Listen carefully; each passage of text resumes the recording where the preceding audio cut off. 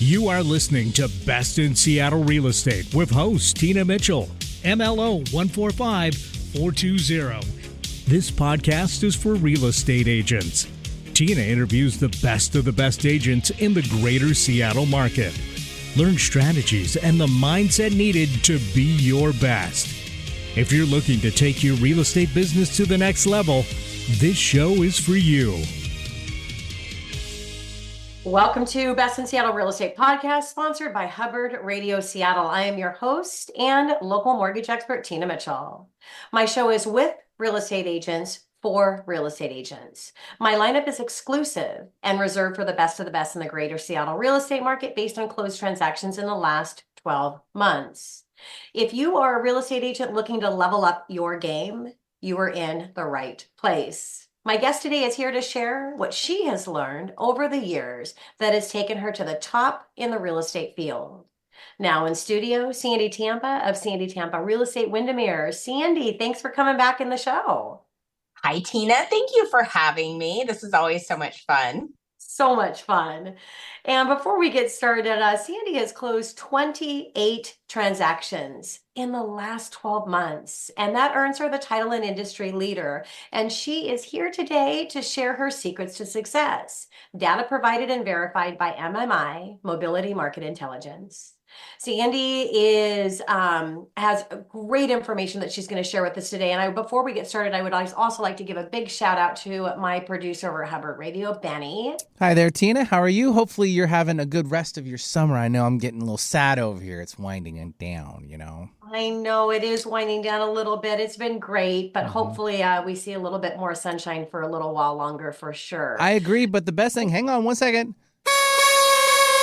Kids go back to school. Yes. Oh my God. All right. I want to talk about, oh my gosh, I'm going to start to tear up.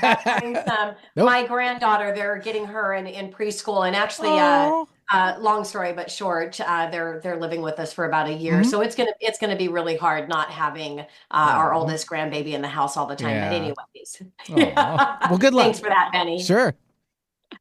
So Benny is the best producer ever, and I could not do this without him. So just a big shout out again for him. All right. So I'd like to share a little bit about Sandi before I start my conversation with her. Sandi is a skilled veteran with 18 years of residential real estate experience. She is based out of the Bellevue area, primarily focusing on the Eastside. Sandi is highly accredited managing broker. She specializes in applying her local expertise and market knowledge to her business. Experience in negotiation and cutting edge marketing strategies combined with uncompromising integrity are the trademark of Sandi's service.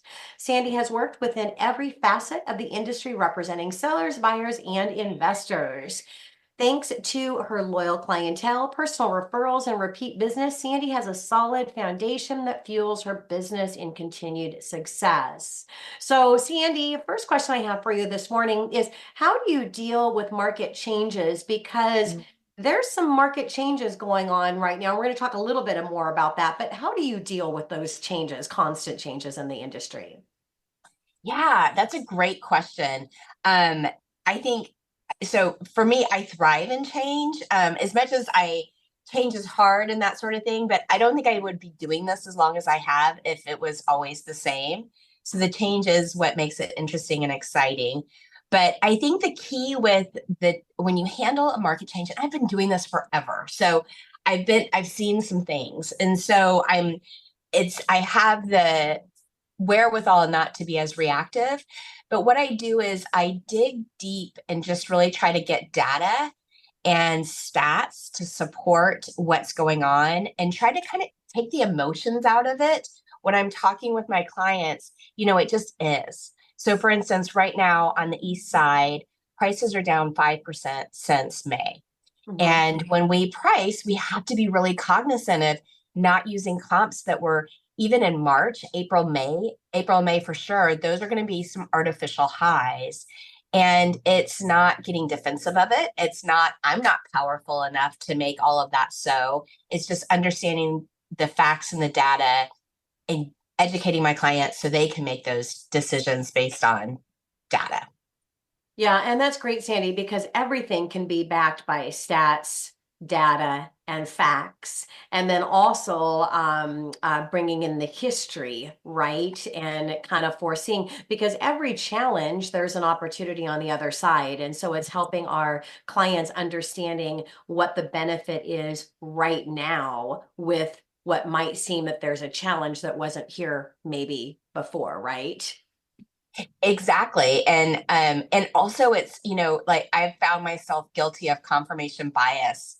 I had always preached that, or not preached, but believed that September was a fantastic listing month because I thought buyers were more active than they were in August. And I've looked back at the last 2 years and turns out there's more listings in September and pendings are down slightly, whereas August listings are down a little bit and pendings are up a little bit. So it's just making sure too that history, you really are looking at things with a fresh eyes and trying to be curious and unbiased too. Yeah, absolutely. And I love that mindset of with the change and looking at, okay, let's go back to the data, let's go back to the stats, let's take a look at what's happening and why, and adjusting your conversations and the information you're providing to your buyers and sellers based on what's happening right now. And that's what an industry leader does. That's what the top 1% does, is they're constantly changing the conversations that they're having based on what's happening right now, not what happened yesterday. Because I think a lot of people get stuck in the dialogue that they've been saying for so long, and they're not changing, right? They're stuck there. Exactly. Yes. Yeah. Love that. Great advice, Sandi, for the real estate agents that are listening here today. So, Sandi, how important is family support in your business? Because with the amount of business that you do and you've consistently done since you've been in the industry, you've been a top producer, how does your family play into that? It's absolutely huge. From day one, my kids were really little when I got into real estate. I think they were like 1 and 3. So they couldn't really help yet. But my husband, we had somebody come in to chat with us who was a real estate agent and explain to us what it took. So we used to joke around that I had an outcome instead of an income. So I went from contributing financially to our household to taking away for a little bit. And having my husband's support during that time, I couldn't have done it without him because I needed that space and that support. And then as the years went on, my kids got older. If I was working on a weekend, the boys would come in and they would clean out my car to get my car ready. So just all of the little support. And that is slowly, now my husband is actually on my team and doing kind of, we call him My Guy Friday. He's boots on the ground, helping with listing prep. And it was interesting because he's been watching me do this forever. And within a couple months of him really truly seeing behind the scenes, he looks at me and he goes, "There's a lot to your job." Yeah. And it's just, even though you think that he knew, he didn't quite know. And having him help me now, it just from just taking that off my plate. But also, I have more listings now than I've ever had. And I truly believe it's because I have him in that role. Yeah. And it's opened up like the energy or whatever you want to call it, where I can handle more and I can help clients in a different way. And so now I've got more of that business. Yeah, that is great, Sandi. Definitely, I heard you say you've got to have buy-in. So you have to really talk to your significant other. You have to talk to your kids, people that are depending on you. You have to have their buy-in, and then it's up to you individually to make a decision and how that's going to work for you as a family. And if that buy-in isn't there, then you've got to make a decision what type of volume you want to do and if you're in the right industry, right? Because ultimately our family is most important. And so they have to agree with what we're doing. And so figure out how you can have those hard conversations. If it's not working with you, and it's not a hard conversation, it's a necessary conversation. If you're stressed because you are feeling that you're feeling guilty because you're not spending the time with your family or your kids, you need to have those conversations and make a decision on whether or not this business is for you or what type of business you want to do and how you want to structure that. And we've talked before on the show with you, Sandi, the importance of having a team as well in supporting you through that process. So yeah, great advice. All right, coming up next on Best in Seattle Real Estate Podcast, continuing conversation with Sandi Tampa, Sandi Tampa Real Estate, Windermere.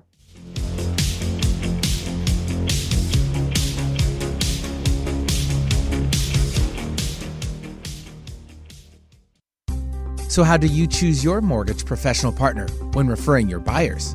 Tina Mitchell, 145-420, is passionate about her career in the mortgage industry because of the challenges her family faced keeping a roof over their heads. She played her violin with her little sister at Pike Place Market as street performers to help their parents pay the bills. This was a traumatic experience for her, but drove her to work hard and realize the success she has today.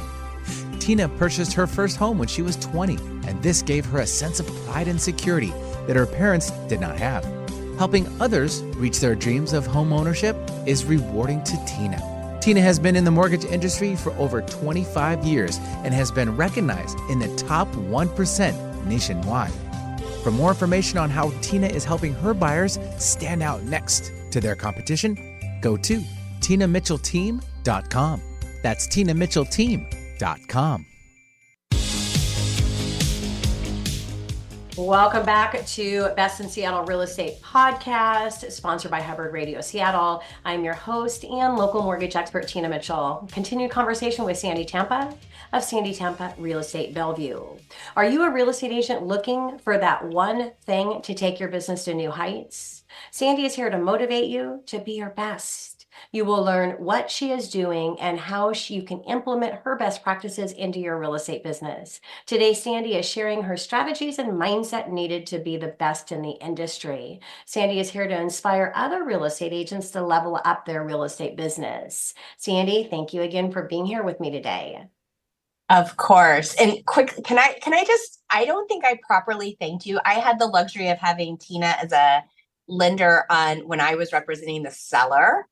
And that was such a great experience. And it made my job so easy because I knew I didn't need to worry about first of all, I knew I didn't need to worry about anything, but your proactive communication clearly made that so. So thank you for that. That was a treat. I wish they could all be like that.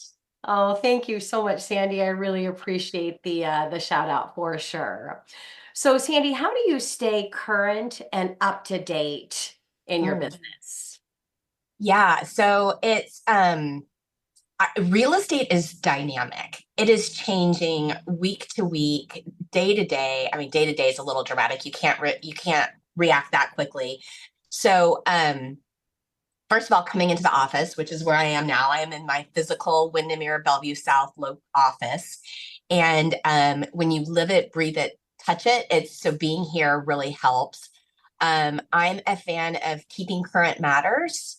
They have great resources they do an update every Monday morning at 8 a.m. And I watch that, and that just really helps me kind of from a nationwide standpoint. And then I just dig into stats, as well as we have our office meetings where we talk about things, but we also have here at Bellevue South, we call it Friday Refresh. And it's where agents get together and we talk, and it's just kind of experiencing it. Yeah. So when I get back from vacation, I'm always a little, not just, it's not hard to get into things, but you've missed what's been going on.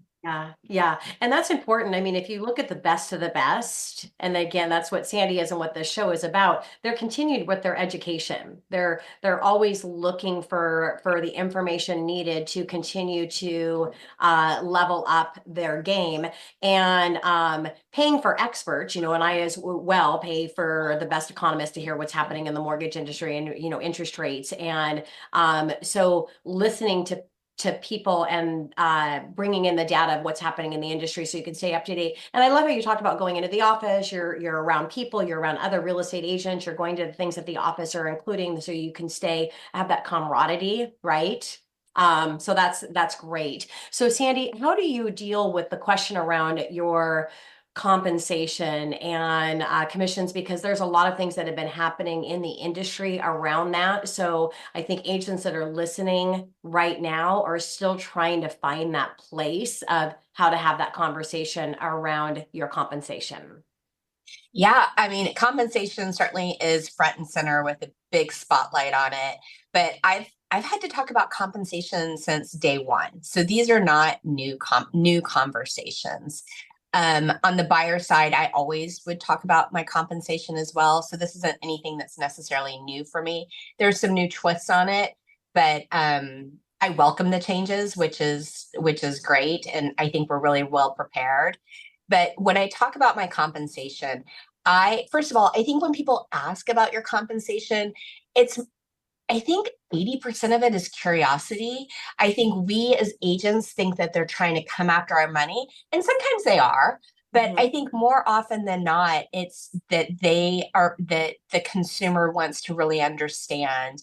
And I also put it in the context of I like to get paid for my work, and everybody believes that they should be paid for their work. At least if they don't, then I'm probably not the right agent for them. I like to keep my volunteer work to volunteerism, and I like food with my meals. So I kind of keep it light like that. I love And that. I also, from the buy side, I break down, I think there's a misconception that people do the math of whatever percent of the sale price that's going in my pocket. And that couldn't be further from the truth.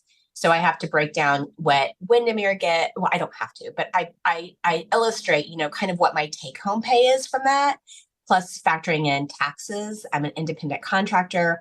I have no health benefits. I have no paid time off. It's funny sometimes with my buyer clients, when I walk through that, they're like, why do you do it? So, it can absolutely be lucrative, but there's economies of scale, but the money isn't what it seems, first of all. So helping people understand that. But I also truly believe I earn every penny that I get through my negotiation, through my advocacy, through my knowledge, and just having their back and talking them through, helping empower them to make a great decision. Yeah, that is great advice, Sandy. And if you're listening to the show right now, if you ever have a conversation that you have something in your gut that's like, oh, I just really don't want to open up that conversation. You need to have those conversations because that's something important. And I love, Sandy, how it's like, yeah, compensation and having a conversation around that. It's nothing new. I've always done that. And a couple of key takeaways that I heard Sandy talk about is really breaking down that income. And even if you're not breaking it down dollar per dollar, this percentage goes to the company and this percentage, just saying that, I don't get all of it, but percentage goes to my company. I don't have health insurance. I pay for, just having that conversation. I think that's great so that they have an understanding of that. And also in, one sheet, and really not a one sheet, but, it's probably 3 sheets of the 155 things that you do just on the buy side or the listing side, whichever's represented. And of course, you're not going to go through with your buyer or seller 155 things that you do or whatever that number is, but you're going to give them that sheet, right? And just, this is everything that I do. And most people don't understand all of the things that are happening behind the scenes to make sure that we have a successful transaction happening from open to close. Right, Sandy? 100%. Even my husband, who's been watching me do it for 18 years, didn't know everything that is involved. That is something that I am not the best at articulating. So hopefully the listeners can are better at that than I am. Yeah, and I'm sure there's probably even more than 155. So collect that, data and give that one sheet to your clients. So Sandy, how important is it to your success to have a team? We've talked about your husband and his role, how he's stepped in and has been, is helping on the team as well. How important is that in, the 18 plus years that you've been doing real estate? Yeah, so my team is everything. So it is. And I also have an operations manager. I have a fantastic front office staff as well. The seat behind me is an intern. She just had her last day, college intern. That was great. But when I have those people supporting me, and I also have a licensed agent who helps me out, and I'm still trying to figure everything out. But when I have people helping me, it gives me the mind share where I can start being more creative. I can lean into creating a better customer experience. I can prospect more. I can do more of that kind of rainmaking activity, but then I can also create systems and processes to help us be more scalable. And it's also just more fun. This can be a really lonely business. Yeah, absolutely. One of my core practices is embracing my strengths and hiring out my weaknesses. You can't be great at everything. No. If you've never heard of the DISC profile, you need to take the DISC profile, and absolutely you need to put anybody you hire through it, because your DI, which is the top of the disc profile, are typically our roles. They're the sales role, and they're out there, the rainmakers, as you said, Sandy. And your CS, those are the support roles. So if you're hiring somebody like you, like a junior, Sandy talks, she's got a licensed real estate agent. Well, they need to be more in the DI. They need to be like Sandy. But the support roles that you talked about, they're more in the SC roles. They do not want to do what you do, and they love doing what you don't love doing because you're a DI. Most of the time, that's how it works, and the difference. And you've got a business, and you've got the process of the business. You need to be running the business, and your team runs the process, right? And keeps things going. So team is critically important. I've had people ask me before, when do you know it's time to hire somebody? And I say, when you ask yourself the question, should I hire somebody? You should have actually hired somebody yesterday. Now is the time to make that hire if you're asking yourself that question. So great advice, Sandy.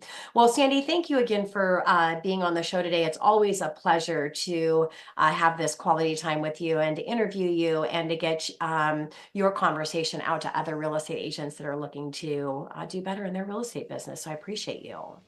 Thank you, Tina. It's always so fun and a pleasure. Yeah. So to watch their video recording with Sandy or other industry leaders in the real estate space, you can go to bestinseattlerealestate.com, or you can catch my show on my YouTube channel. Tina Mitchell, your host and your local mortgage expert, making a difference in the industry, one show and one interview at a time. Until next time.